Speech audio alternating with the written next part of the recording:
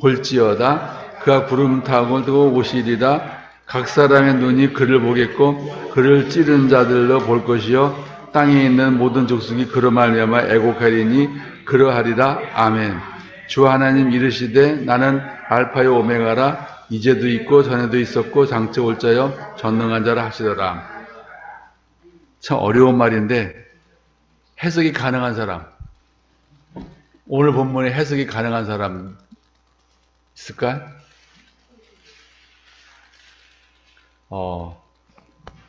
이 요한계시록을 이제 순서대로 나가게 될 텐데, 요한계시록은 굉장히 어려운 게 아니라 쉬운데 사람들이 어렵게 생각을 합니다. 그리고 이 요한계시록은 왜 쓰여졌느냐? 쓰여진 시기를 말하면 AD 95년입니다. AD 95년. 서아시아에 있는 7교회에다가 사도 요한이 편지를 보냈습니다. 근데 그 당시 사도 요한은 에베소서 교회에서 목회를 하다가 그 자칭 신인 사람. 자기가 신이라고 말하는 사람이 있었어. 그러니까 누구냐면 로마 황제 도미티아누스가 황제였는데 AD 95년에 그 사람이 뭘 선포했냐면 자기를 스스로 신이라고 불러라. 다시 말하면 히브리 말로다가 큐리오스라고 불러라. 큐리오스는 주님만 큐리오스라고 부르거든요, 우리가. 근데 자기를 큐리오스라고 부르라고 이렇게 선포를 한 겁니다. 그래서 점령지마다 도미누스 황제에 대한 이런 주님에 대한 설명을 했습니다. 그래서 사도 요한은 그 자칭 황제 도미티아누스한테 절을 안 한다는 것 때문에 지나가다가 숭배 안 한다는 이유 때문에 붙잡혀 반모섬으로 붙들려 갔습니다. 그는 반모섬에서 온갖 중노동을 다 하고 온갖 핍박을 다 받았습니다. 이제 그 상황에서도 그런 아시아에서 핍박받고 고통받는 교인들이 있었는데 그 성도들이 어떻게 지낼까 하고 걱정을 하고 있었습니다. 왜냐하면 그 당시에는 예수를 믿는다고 하면 공동체에서 소외를 당하고 생명의 우려까지 받는 성도들이 있고 그러다 보면 그 일부 중에 배교를 하는 자들이 생기게 되니까 이들을 끝까지 하나님 나라에 갈 때까지 그들을 지켜주기 위해서 이 편지를 쓰게 된 겁니다. 어떻게 하면 이들이 믿음을 잘 지킬 수 있을까? 그들이 천국에 갈 때까지 믿음을 잘 유지하고 절망소에서도 희망을 잃지 않고 그것이 사도 요한의 소망이었습니다. 그래서 그는 생각하기를 이 사도 요한계시록에 있는 내용들이 무슨 내용이냐면 너희가 믿는 하나님이 어떤 분인 줄 아느냐? 알아? 어떤 분이신지? 그리고 사탄들이 믿는 사람을 어떻게 공격하는지 아느냐? 그 내용이 적혀 있고, 믿음 생활하는 동안에 어떤 핍박이 받아도 받을 것이냐, 믿음을 끝까지 지키는 자는 어떤 축복을 받는지, 끝까지 믿음을 지키는 사람은 어떤 축복을 받는지에 대해서 이제 그런 걸 설명해 주는 거예요. 이런 걸 알려주려고 그 내용들을 요한계시록에 남겼습니다. 근데 그래서 7교회엔, 소아시아에는 7교회인데 편지를 쓴 겁니다. 전번에도 말했지만 7교회는, 그 7교회만 있었던 것이 아니고, 교회는 많이 있었지만은, 대표적인 교회로 이 상징성을 갖는 대표적인 기회를 정한 겁니다. 그래서 오늘 이 말씀을 통해서 이 말씀을 설명을 할 텐데, 거기에 내용에 보면은, 교회라는 것은 진리를 지키고 있어야 된다. 진리에 대해서 충성을 해야 된다. 그러면 물어보는 질문이 있습니다. 기독교 진리는 무엇인가? 기독교 진리. 진리를 지키겠다고 아무리 말을 해도 진리가 뭔지를 모르면 아무 소용없어. 기독교의 진리가 무엇입니까?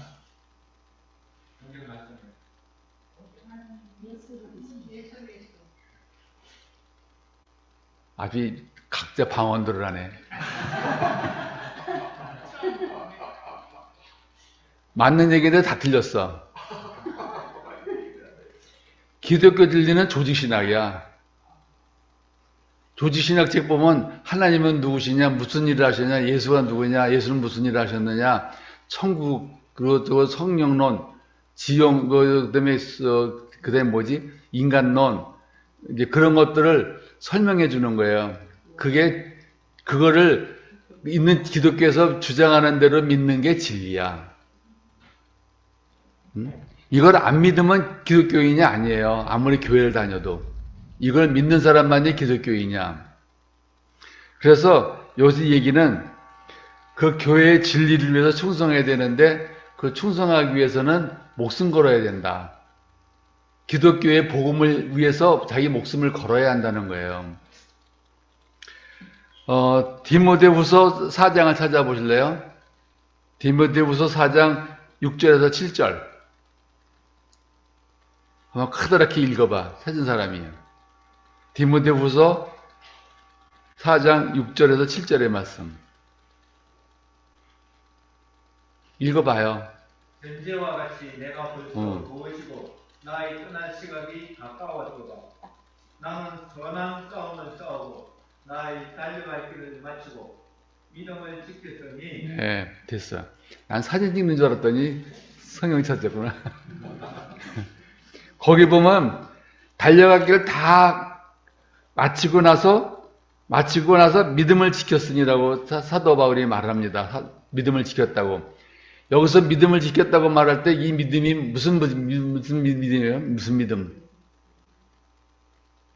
여러분들 목사님이 설교를 감동스럽게 하면 우리가 아멘하고 믿습니다. 뭐 말하면 믿습니다 하는 그런 믿음이 아니에요. 거기서 믿음은.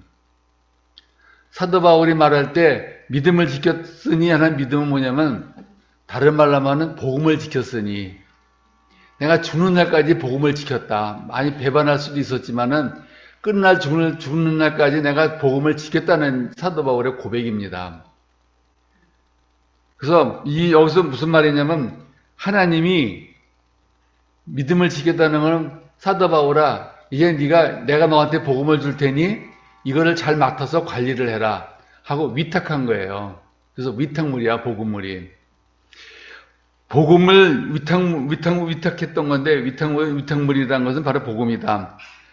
바울은 자신에게 맡긴 이 복음을 죽기까지 잘 지켰다. 그래서 이렇게 죽는 날까지 자기가 죽는 날이 얼마 안 남았는데 그때까지 내가 복음을 위해서 조금도 배반하지 않고 끝까지 지켰다는 그 얘기하는 겁니다. 여기서 믿음이라는 건 무엇이냐? 이 바울이 마지막까지 믿음을 지켰던 것은 뭘까요? 마지막까지 믿음을 지켰던 거. 복음이죠, 복음. 여러분 복음 잘 알아두세요. 복음 잘 배워두세요. 기독교인이 복음을 모른다면 그 전부 다 날라리야, 가짜야.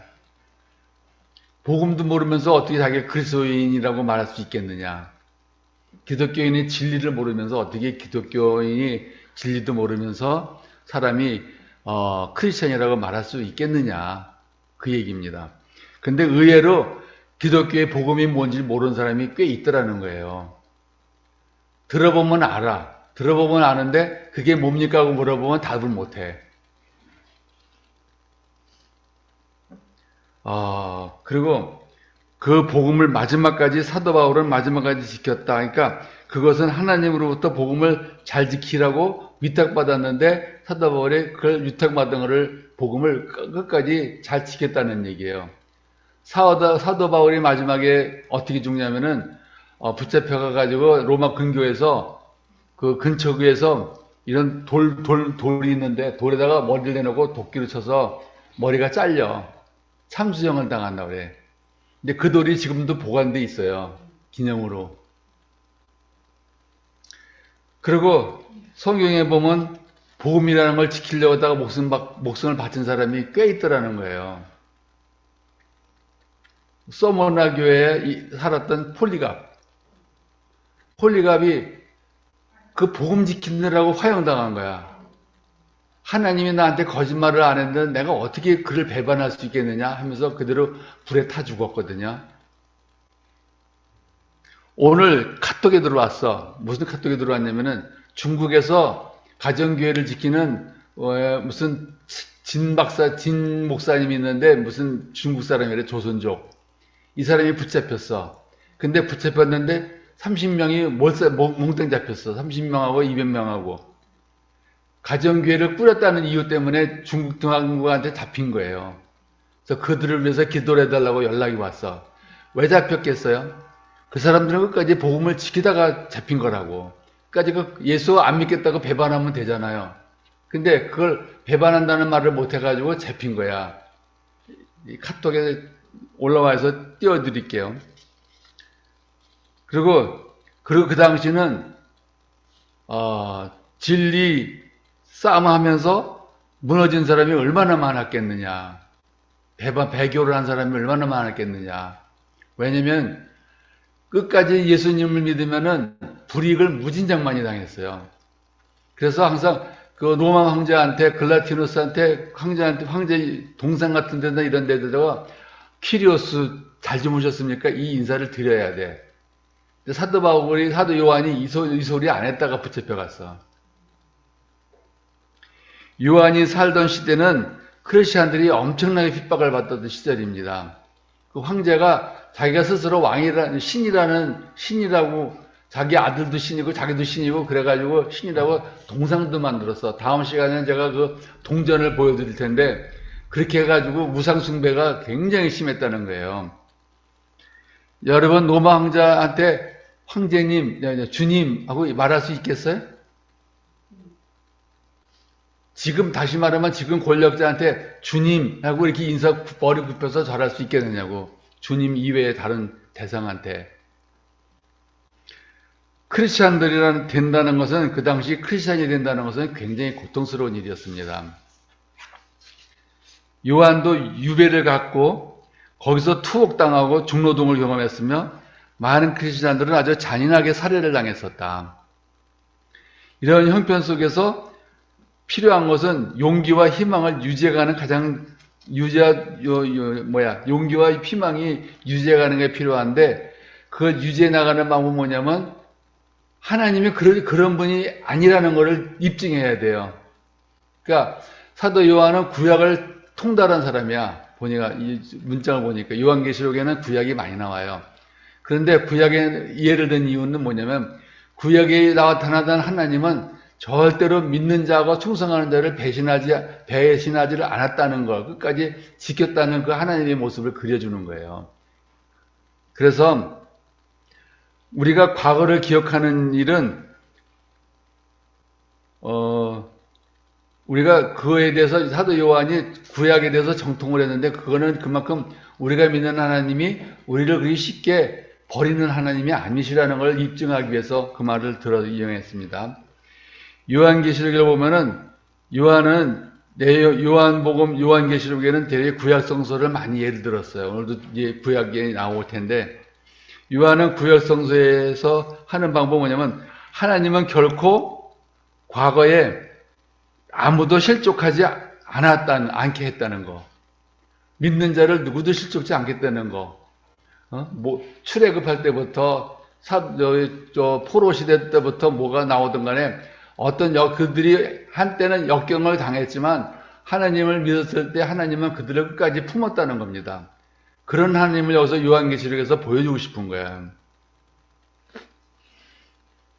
그래서 우리가 고통 중에, 현재 하나님이 고통 중에는 있지만 고통 중에도 결코 그분이 우리를 그 당시에 초대교회 때 하나님이 그들을 실족시키는 분이 아니라는 것을 사도 요한은 입증하려고 하는 거예요. 결코 그분은 그런 분이 아니라는 거. 그래서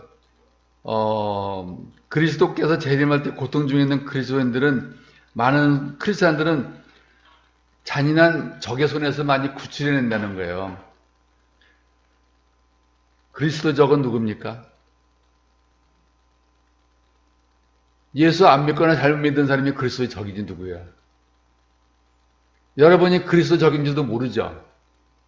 그리스도에 대해서 올바르게 이해를 못하면 적이야. 내가 아무리 복음을 외쳐도 예수가 누군지 모르고 하느님이 누군지 모르면은 그건 적이라는 거예요. 그러니까 하나님의 적은 언젠가는 반드시 멸망한다. 이 얘기하는 거예요. 언젠가는 멸망한다. 그리고 하나님의 친구들은 반드시 영광의 나라에 들어간다는 것을 요한은 확신을 했다는 거예요.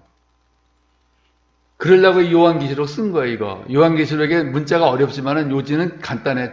니들이 끝까지 믿음 지키면 천국 들어간다. 그 얘기 하려고 그러는 거예요, 지금. 그 다음에 사탄들이 수없이 많이 우리를 공격해 오지만 우리는 끝까지 버티기만 하면 된다. 그 얘기하는 거예요. 내가 어저께 유튜브를 봤는데 뭐냐면은 경호관 22번 윤석열 대통령 경호관이 그 계엄 선포했을 때 죽었대.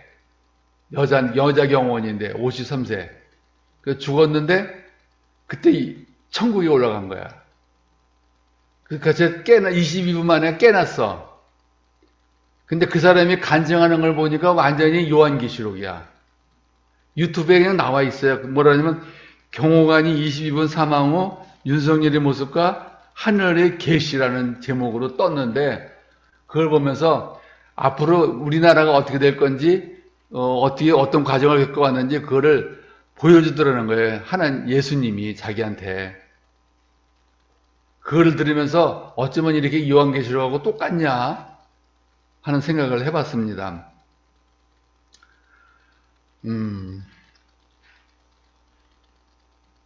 그래서 중요한 것은 언젠가 우리를 해코지 한 기독교인이나 교회를 핍박하는 사람들은 언젠가는 멸망하게 되어 있다. 그래서 우리는 끝까지 어떤 핍박이 와도 끝까지 그 믿음을 지키고 나갔을 때 우리는 그 영광의 나라에 들어가게 될 것이다. 그게 이제 사도 요한이 지금 외치는 주장입니다. 그래서 이제 보는 거예요. 7절에 보면은 7절을 볼게요. 볼지어다 그가 구름을 타고 오시리다. 각 사람의 눈이 그를 보겠고 그를 찌른 자들도 볼 것이요 땅에 있는 모든 족속이 그로 말미암아 애곡하리니 그러하리다. 아멘. 알듯하기도 하고 모르듯하기도 하죠. 이 말이. 요한계시록은 이게 묵시문학에서 표현하는 거라 도무지 문자를 그대로 하면 문제가 해석이 안 돼. 어려워. 볼지어다 그가 누구냐면 그런 예수님이죠. 그가 구름 타고 오시리다. 이 구름 타고 오시리라는 표현이 구약에 나오는 거야. 다니엘서에. 거기서 인용한 거야. 그리고 각 사람의 눈이 그를 보겠고 그를 찌른 자들. 찌른 자는 누구? 예수님을 찌른 자들도 볼 것이요 땅에 있는 모든 족속이 그로 말미암아 애곡하리니 그렇게 될 것이다 하는 그 얘기입니다. 그러니까 여기서 요한은 뭐 하냐면 그리스도인에게 그리스도가 이제 재림할 거다. 재림한다는 약속을 키워주는 거예요. 약속을 말해주는 거예요. 그래서 그건 요한 그리스도의 재림의 묘사를 다니엘의 환상에서 얻었다. 다니엘서 보면 다니엘서 7장 1절에서 13절까지 나오는 내동물 나와요. 거기 내동물 나오는데 그 내동물 속에서 인용하는 겁니다. 뭐가 나오냐면 읽어볼게요.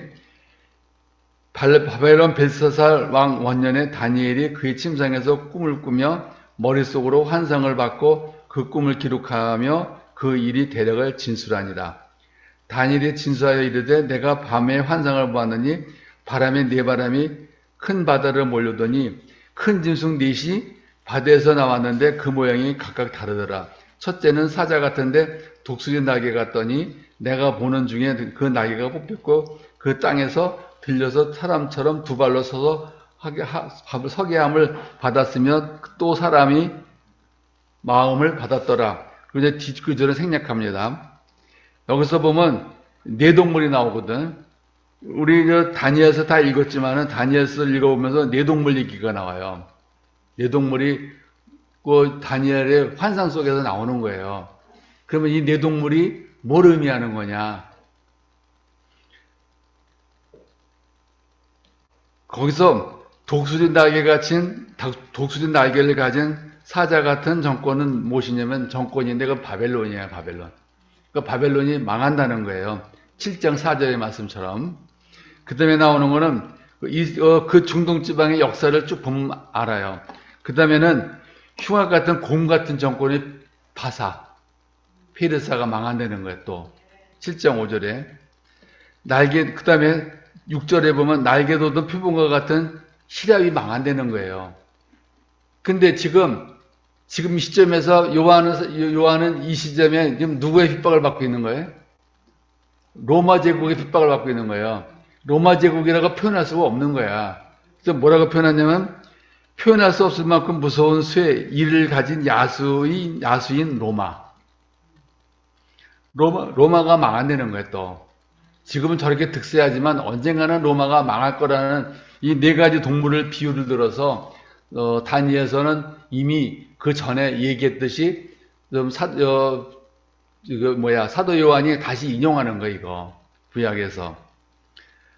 그러나 이같이 야수 같고 야만적이고 비인간적인 제국은 다 끝장나고 지배권은 인자와 같이 친절하고 온화한 자의 손으로 옮겨질 것이다. 그건 누구야? 구름 타고 오는 사람한테 옮겨진다는 얘기예요. 그러면 구름 타고 오시는 분은 누굽니까? 그리스도다. 구름 타고 온다는 게 무슨 말이냐? 그 말의 의미를 알아야죠, 우리가. 성경에는 분명히 그가 구름 타고 오시리라 이렇게 되어 있거든. 그렇죠. 근데 그 다니엘서 7장 13절에 보면 이런 규절이 있어. 또 내가 밤 환상 중에 보니 인자 같은 이가 하늘 구름을 타고 와서 옛적부터 항상 계신 이에게 나아가 그 앞으로 인도하며, 거기 보면 구름 타고 와서 그분이 뭔가 구름 타고 오신다는 뜻은요, 다시 말하면 요즘으로 표현하면 우리한테 임재한다는 거예요. 임재라는 표현이에요. 임재. 그러니까 신적 전사이신 그리스도께서 권능과 능력으로 임하시는데, 그건 주님이 우리에게 임하신다는 건 임재하실 때 구름 타고 오신다는 표현을 할 때는 주님이 우리에게 임재하신다는 뜻이에요. 그런 하나님이 이제 이런 짐승들을 해치고 물리치고 끝까지 승리하게끔 하신다는 거죠. 그런데 그리스도인들은 예수님의 재림을 막 환영을 하고 좋아하는데, 이 그리스도의 재림을 싫어하는 부류는 누굴까요? 주님이 재림을 싫어하는 부류. 재림하면 다 끝장나는 거야. 다 끝장났을 때 끝장날 놈들이 누구야? 사단이지 누구겠어. 사단들은 난리가 난 거예요, 이제. 그러니까 적 그리스도에게는 예수님이 재림한다는 게 부담스러운 거예요, 그게. 그래서 그 얘기는 어디서 나왔냐면 스가랴서 12장 10절에서 인용한 거예요. 스가랴서 12장 10절에 보면 그러나 내가 표준 세매적에는 이렇게 돼 있어요. 그러나 내가 다윗 지방과 예루살렘에 사는 사람들에게 은혜를 구하는 영, 용서를 구하는 영을 부어주겠다. 그러면 그들은 나 곧 그들이 찔러 죽인 그를 바라보고서 외아들을 잃고 슬피 울며 맏아들을 잃고 슬퍼하듯이 슬퍼할 것이다. 이 표준 세마적이 좀 이야기가 쉽게 설명해 놓은 건데도 그래도 잘 모르겠죠. 그래도 우리 성경의 이 개혁 성경에 보면 무슨 말인지 더 이해가 안 돼. 그래도 표준 세번역에서 알듯하게 표현을 해놨어요. 누가 죽고 살고 영이 부어지고 어쩌고 나오는데, 그게 무슨 뜻이냐면 하나님께서는 그 백성들에게 훌륭한 목자를 주셨는데 사람들이 불순종하고 어리석음으로다가 그 훌륭한 목자를 죽였다는 거예요. 찔려고 죽였어요. 그 대신 이기적인 악한 목자를 받아들인 거야. 이걸 보면서 존 버년의 거룩한 전쟁, 그 책 있으시죠? 양정수 선생님 책 있잖아. 아니, 이거는 안 읽었어, 우리가. 옛날에 사기만 했는 거야. 거룩한 전쟁이 그 주인공 임마누엘 왕하고 사단이 임마누엘 왕국을 점령을 해. 그래서 거기서 임마누엘이 그 적군들을 물리치는 그런 내용의 소설이에요. 존 버년의. 그런데 이기적이고 악한 목자를 받아들였어. 그러나 언젠가는 하나님의 은혜 가운데서 자기들이 한 일을 굉장히 슬퍼할 거다. 그리고 회개할 거다. 자기들이 찔러 죽인 선한 목자를 생각하고 자기들이 한 짓을 대해서 슬피하고 통회할 날이 올 것이다. 이제 스가랴서 써 있는 내용이 그런 내용이에요. 번역하면은. 그 때문에 스가랴서는 뭐냐면 이스라엘 백성들이 포로 생활 끝내고 와서 왔는데 성전을 지으라고 그러는데 아직 성전을 못 졌어. 18년 동안. 근데 이스라엘 백성들이 하도 하나님 말하기를 니네 집은 번듯하게 잘 져놓고 내 집은 왜 이렇게 엉망으로 져놨느냐. 그래서 이스라엘 백성들을 질책하면서 그렇게 얘기하는 거예요. 요한은 이 얘기를 예수님에게 적용하면서 말하는 거예요, 지금. 근데 그건 뭐냐면 사람들은 예수님을 십자가에 못 박았다. 그들은 다시 그를 쳐다볼 날이 올 것이다. 그쵸? 그때는 예수님은 이미 사람들의 믿음이 희생물이 아니라 온 우주의 지배권을 받는 자로서 빛남과 영광의 왕이 되어 있을 것이다. 그리고 그리스도를 십자가에 못 박은 사람이 빛나는 영광을 우러러볼 때 얼마나 두려울 것인가 하는 것을 우리는 생각할 수 있다. 예수님 못 박은 사람들이 다시 예수님을 생각할 때 얼마나 두려움에 떨겠느냐 이거죠. 이 사람들에게는 그리스도의 재림이야말로 공포요 위협이 되는 거죠. 안 왔으면 좋은데 예수가 재림에 오신다는 거예요. 그냥 얼마나 두렵겠습니까? 물론 이 말은 옛날 그리스도를 직접 십자가에 못 박은 유대인이나 로마 사람들에 대해서 하는 말이야. 이 말은, 이 성경 구절은요. 그러니까 이래서 이걸 비유로 해서 이렇게 말을 해놨기 때문에 보통 사람들이 알면 이걸 어떻게 이해를 하겠어요. 오늘날 우리 사람들이 요한계시록을 볼 때. 그리고 그 7절에 뭐라고 되어 있냐면은, 그 뒤에 그러하리라 아멘이라고 되어 있어요. 그게 무슨 뜻이냐? 이것도 그냥 적어 놓은 말이 아니라 뜻이 있는 거예요. 그러하리라 아멘. 이해가 되겠어요? 무슨 말인지? 그러하리라 아멘. 왜 사도 요한은 여기다가 글을 써놓고서 찔린 자를 뭐 그럴 것이다 말해놓고 나서 그러하리라 아멘이라는 말을 왜 집어넣느냐? 그 얘기는 이거 반드시 된다는 거예요. 그래서 히브리 말과 헬라어를 같이 넣은 거예요. 여기서 단어가 보면 히브리 말도 넣고 헬라어도 넣고 그래서 다 헬라어로 말하면 아멘 아멘이라는 뜻이고 히브리 말로는 그러하리라가 반복되는 거예요. 그러니까 그 얘기는 강조를 해서 확실하게 일어난다. 예수를 핍박한 사람들이 언젠가 멸망한다는 건 확실히 일어난다는 거예요. 그래서 그러하리라 아멘 하는 말이 마지막에 나오는데 이 말의 의미는 그리하리라 그대로이다. 그대로 이루어질 것이다. 그 말입니다. 그 뜻은 병행을 한다는 것은 그 뜻을 강조하는 거예요. 강조해서 사도 요한이 써놨다.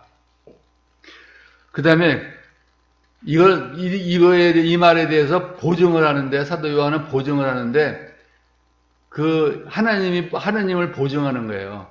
근데 그 사도 요한이 표현한 하나님이 대단하시는 거예요. 뭐라고 표현하냐면 주 하나님이 이르시되 나는 알파요 오메가다. 이전에도 있었고 이제도 있고 전에도 있었고 장차 올 자다. 전능한 자라. 세 가지가 나와요. 하나님에 대해서 표현을 세 가지로 표현하고 있어. 알파요 오메가는 무슨 뜻이겠어요? 처음과 마지막인 건 알아. 그 의미가 무슨 의미겠냐고요. 이거 알파요 오메가라는 말을 사도 요한이 괜히 집어넣은 게 아니야.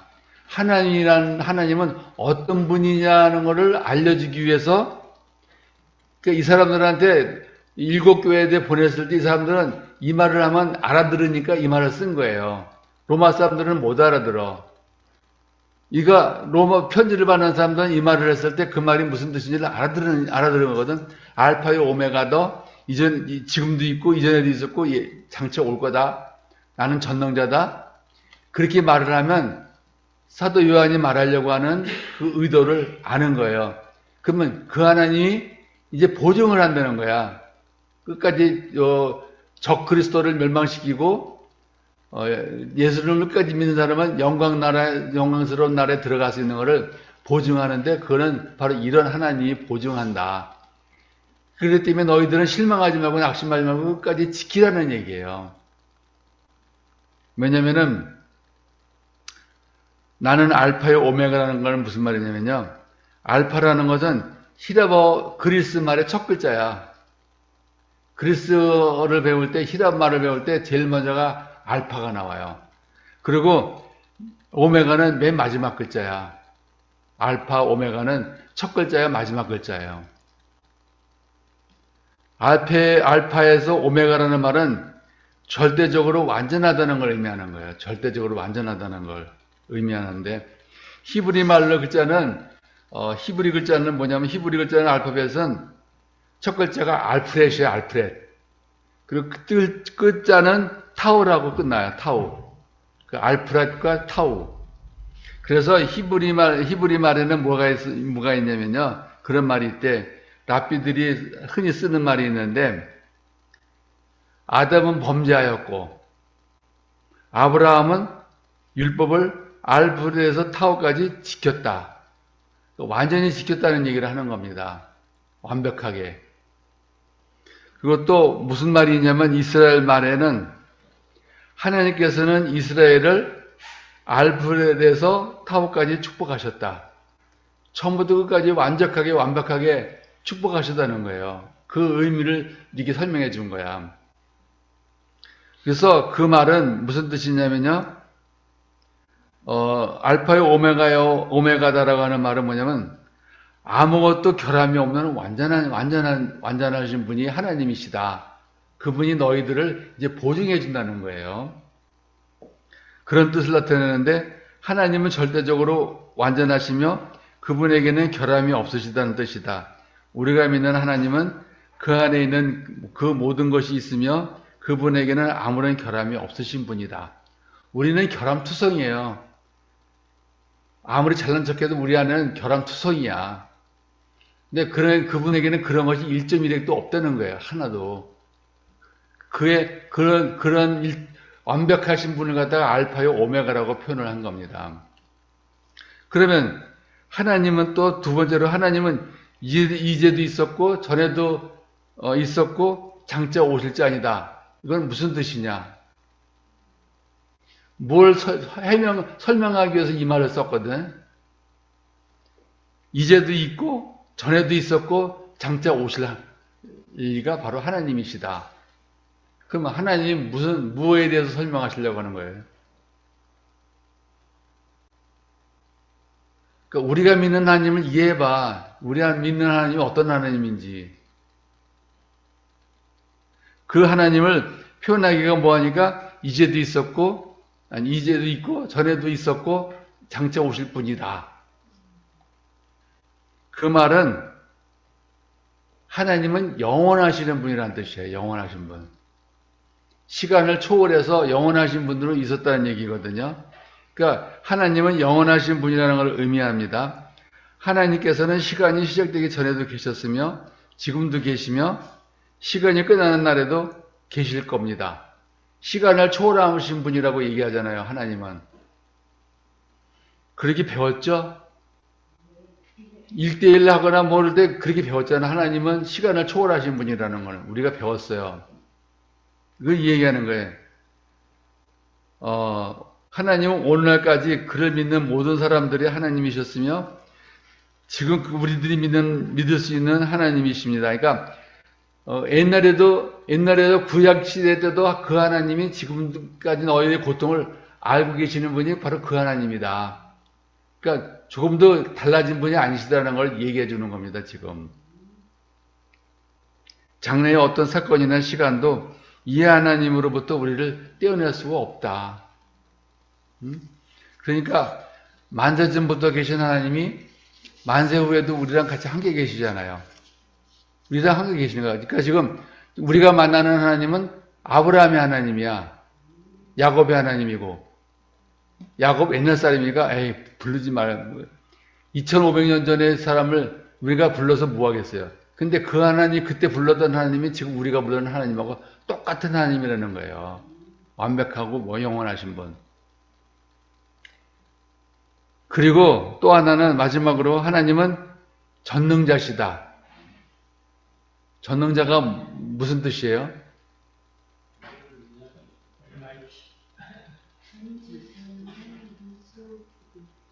전지전능한 건 알아. 근데 전능이 뭐냐고. 하나님은 여기서 보면 사도 요한이 전능자라고 그러셨어. 하나님은 전능자래요.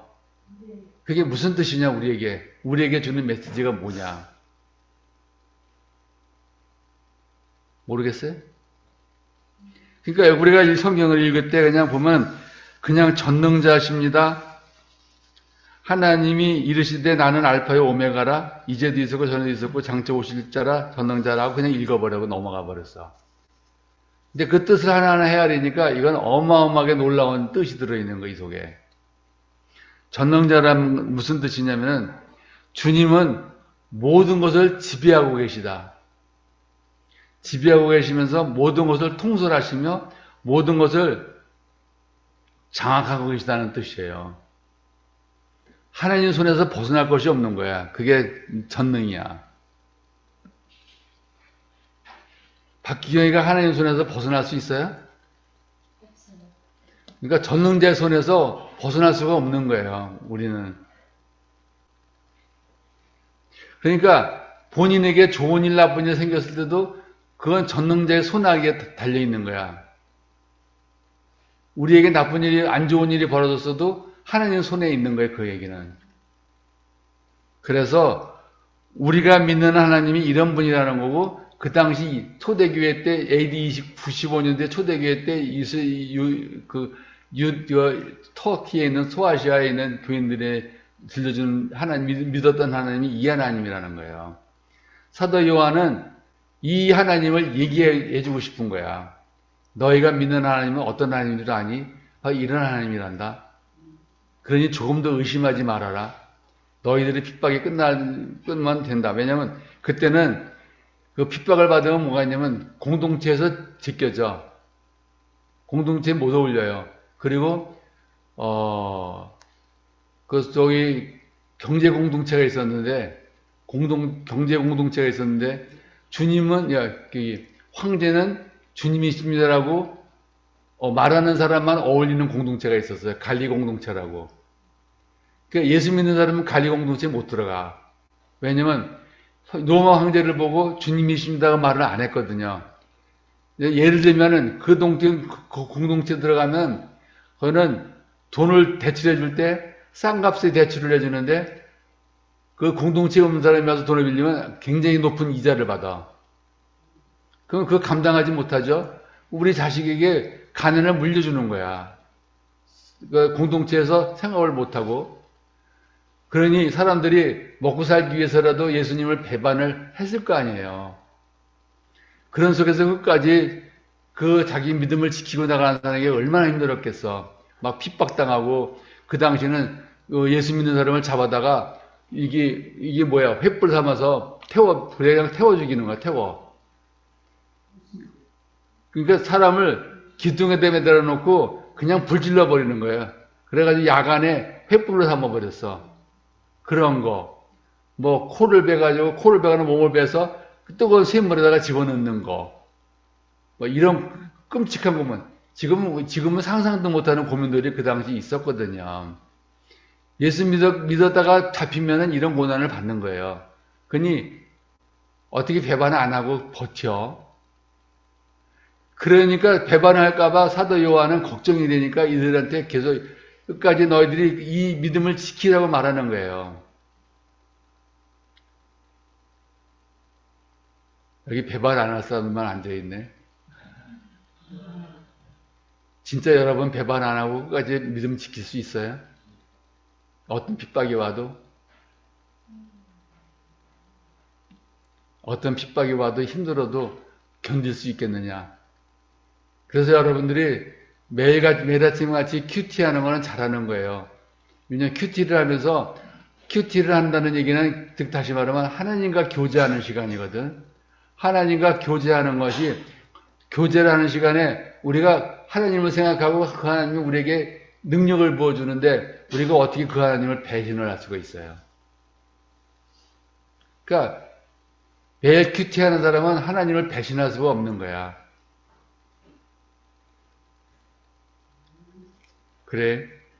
그러니까 현실적으로 로마의 핍박을 받으면서 고통받는 크리스천들에게 로마 황제보다도 더 위대한 사람이 필요했던 거예요. 로마 황제보다 더 위대한 사람. 그걸 지금 사도 요한이 설명하는 거야. 바로 하나님은 로마 황제보다도 더 훨씬 월등하게 우월하신 분이다. 그런 분이시다. 그들에게는 미래에 하나님이 필요한 것이 미래에 필요한 것들이 현재 필요한 거예요. 그래서 이 사도 요한은 미래의 글이 아니고 현재의 글이야. 현재 핍박받는 사람한테 위로가 돼야 되잖아요. 장찬이들이 예수 잘 믿으면 위로받고 천국 갈 거야. 그건 필요 없어, 이 교인들에게. 지금 예수 믿는다고 핍박받는 사람들한테는 지금 당장 이 핍박이 여기서 고통이 많아지길 바라지. 여러분이 지금 고통스러운데 그 장차 견디면 천국 가. 그때까지 기다릴 거예요? 못 기다리죠. 당장 뭔가 해결되기를 바라는 마음을 가지고 있단 말이죠. 이 사람들도 마찬가지야. 그들에게는 미래의 하나님이 필요한 건 맞지만은 현재의 하나님도 필요했다는 거예요. 이 하나님은 초대기회 때뿐만 핍박받는 교인들뿐만 아니라 현실로 다시 돌아와서 현재도 그리스도인들이 핍박받고 있죠. 오늘 유튜브를 찾아보니까 우리나라가 공산주의가 되면 어떠냐라는 목사님이 있어. 그거 맞는 얘기예요? 신길교회에 무슨 이용호라는 목사님이신데 그 사람은 설교를 딱 영상 띄워줬어. 우리나라가 공산주의가 되는 게 뭐가 문제냐. 그렇게 아예 교인들한테 설교를 하더라고요. 순복음교회 가서도 그렇게 설교를 했어. 아주 잘생겼더라고요, 그 사람이. 잘생기면 뭐해? 머릿속엔 빨간데. 목사님이 그런 소리 하니까 기가 막힌 거예요. 영상으로 나오는데. 그 사람이 누군가 띄워주면서 그 사람이 설교한 자료를 영상으로 띄워줬더라고. 그러는데 우리나라가 공산주의가 우리를 때려 죽였습니까? 무엇이 두렵습니까? 무엇이 무섭습니까? 무엇이 문제입니까? 그런 식으로 논리를 펴나가는 거야. 공산주의가 우리를 때려 죽였습니까? 그렇게 하는데, 그렇게 하면서 설교를 하더라고요. 신길교회.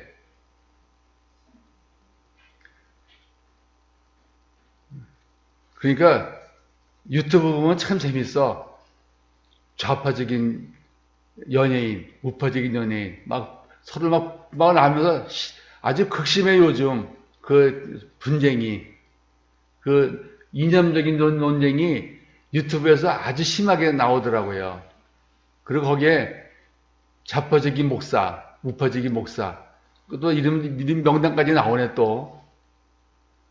이재용 목사가 안 나오는 게 다행이야.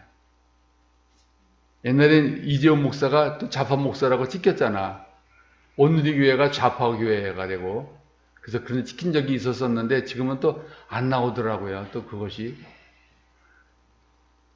이렇게 좌파든 우파든 상관없는데 문제는 이렇게 이념적으로 완전히 교회가 갈라졌다는 거예요. 우리가 왜 갈라져야 되느냐? 그리고 우리가 그 주장하는 복음이 어디 갔느냐? 복음은 없어요. 복음이 없어지고 이념만 있는 거. 이게 이 현실이더라 이거. 이럴 때 우리에게 필요한 거는 주님이 필요하다. 주님. 그분이 우리의 희망이고 우리에게 있는 겁니다. 그래서 제가 복음주의를 다시 조직신학을 공부하는 거야. 아직 한 명도 답은 안 달아보냈어. 굉장히 어려워요. 왜냐면 생각하기와 적용하기가 쉽지 않아. 이번에는 문제가 어려워 좀. 그렇게 옛날처럼 문제 던져주면 답 쓰는 그 차원이 아니에요. 자기 나름대로 생각하고 자기 실제 생활이 어떤지 적용하고 그래서 연습하라고 그 10월, 11월 17일부터 나가지만 지금부터 연습하라고 그렇게 리포트 쓰는 법을 배우라고 그렇게 띄워준 거예요. 연습하라고. 그래서 해보다가 자기가 힘들어서 어려우면은 안 하면 되는 거예요. 난 이런 방식은 너무 어렵다. 그러면 안 하고 떨어져 나가면 돼. 내가 거기 신청한 사람들이 있는데 몇 명이 떨어져 나갈 걸 예상하고 있어. 그 문제가 너무 어렵기 때문에. 내가 과제에서 요약한 거를, 과제에 요약본을 내가 줘. 그러니까 본문을 준다고요. 그 주제에 맞는 내용을 줘. 그걸 읽어보고, 그걸 읽어본 다음에 그거에 나름대로 그거에 대해서 생각하고, 나름대로 적용하는 문장이기 때문에 여지껏 여러분들한테 문제를 풀어보라고 한 거랑은 좀 차원이 달라. 옛날에는 주로 문제 던져주고 답 다른 형태였는데 이제는 형태가 좀 바뀌었거든요. 좀 대학원식이라고 그럴까? 대학원식으로 문제를 냈어요. 그래서 그걸 보면서 보면 볼수록 요즘 하나님한테 미쳤어 내가. 하나님한테 지금 심정이라면 목숨도 던질 것 같아. 그렇게 예수님이 좋은데 우리 교회 목사님이 새로 오셨는데요. 그 사람이 또 엄청나게 복음주의 목사님이셔. 그 부천교에서 오셨는데 아니 매주 부흥회를 해. 그전에는 그전 목사님은 성경을 강해를 했는데 이 목사님은 완전히 부흥사야 부흥사. 그 성경 말씀에서 이번에 갈렙을 했는데 갈렙이라는 게 뭐지? 갈렙은 우리 같은 사람이라는 거야. 천민, 이방인, 하찮은 존재. 하찮은 존재인데 물이 부어나야 포도주가 된 것처럼 하찮은 존재 갈렙이 헤브론 땅을 얻음으로써 45년이 지났지만 헤브론 땅을 자기한테 줄 거라는 걸 기억하고 있었다는 거예요. 그래서 그 땅을 여호수아한테 가서 달라고 하는데 하나님이 그에게 영광의 땅을 줬어요. 그게 뭐냐면 비록 그가 하찮은 자였지만 하나님께 여쭙고 물어봤더니 그 갈렙한테 그 땅을 주었다는 거예요. 그게 메시지의 핵심이야. 요지는 비천한 자지만 별로 이름 없는 자였지만 하나님한테 여쭙고 구했더니 그런 사람을 높여주셨다는 거. 여러분이 비록 사회적인 신분이 낮고 별거 없다 하더라도 하나님을 찾고 부르짖으면 하나님께서 여러분을 높여주실 겁니다. 그런 하나님을 하고 지금 이 얘기하는 거야, 사도 요한이. 그런 하나님이 구름 타고 오셔서 임재하셔서 너희들을 그런 너희들을 만들어줄 거다. 그러니까, 빨리 그날이 왔으면. 언제? 재림의 날이. 근데 재림의 날이 언제 정해진 게 아니니까 재림의 날은 언제 올지 몰라요. 그게 이스라엘의 혼인잔치와 맞물려 있어. 이스라엘의 혼인 제도와. 그거는 예수님이 몰라서가 아니라 예수님도 알아도 하나님한테 맡기는 거예요. 하나님만이 알고 계시다. 하나님 아버지만. 그 요지는 우리가 아무리 하찮은 존재라도 결국 우리는 쓰임 받는다는 거. 그게 중요한 메시지예요. 지금 여기서 사도 요한은 뭐냐면 그 7교회의 교인들한테 말하기를 너희들이 아무리 힘든 핍박을 받을지라도 너희가 끝까지 믿음을 지키고 나가면은 끝내 너희는 영광의 나라에 들어갈 것이다. 일곱 짐승이 나타났지만 다 무너졌지 않느냐. 그 보는 거 다니엘에서 나오는 것처럼 사자, 곰, 새끼 다 멸망했지만은 하나님은 온유한 손으로 너희를 붙잡아 줬을 때 근데 일어날 것이다라는 그 얘기 해주시는 거예요.